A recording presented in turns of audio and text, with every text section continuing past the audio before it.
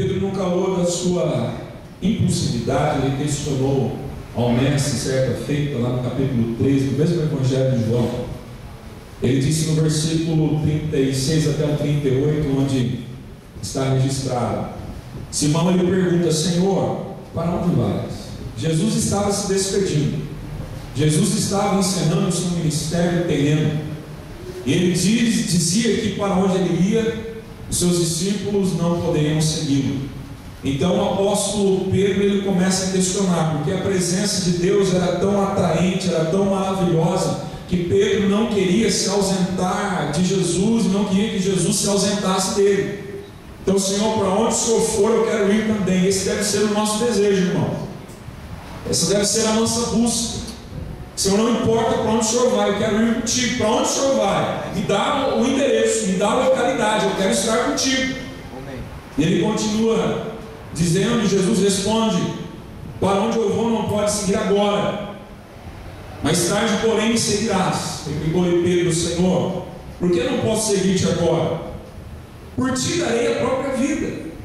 Respondeu Jesus: darás a vida por mim? Era uma pergunta que Jesus fazia para Pedro. Em verdade te digo que jamais cantará o galo antes que me negues 3 vezes. O apóstolo Paulo, no seu ímpeto, na sua personalidade sanguínea, quando Jesus começa a falar de alguma viagem, ausência, alguma coisa que os discípulos não entendiam, na sua impulsividade, Pedro vai até Jesus e questiona: Senhor, eu quero estar contigo.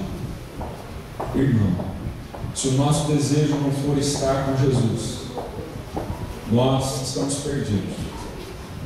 Se a nossa alma não anelar o nosso Mestre, não desejá-lo de todo o nosso coração, nós estamos perdidos.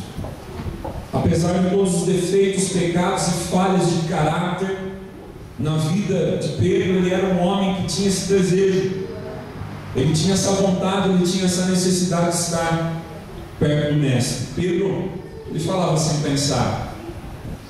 Pedro, ele não media as suas palavras.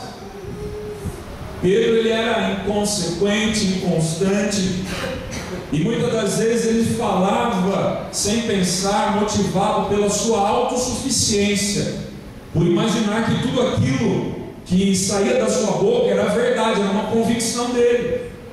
Ele acreditava nas suas palavras. Ele tinha essa característica de falar sem refletir, sem pensar, e confiava em si mesmo. Isso é típico da juventude. Isso é típico muitas das vezes da pouca experiência de vida, da mocidade. Pensar que sozinhos nós podemos mudar o mundo, pensar que sozinhos nós podemos mudar a realidade. E Deus não nos chamou para nós mudarmos alguma coisa ou qualquer que seja sozinhos. Por isso a igreja, por isso a família. Sozinho nós não podemos fazer nada. O homem sozinho não pode realizar coisa alguma. O homem sozinho não pode fazer nenhum feito, porque Deus, ele é único e ao mesmo tempo triuno. Deus, ele é uma família. Deus, ele é coletividade.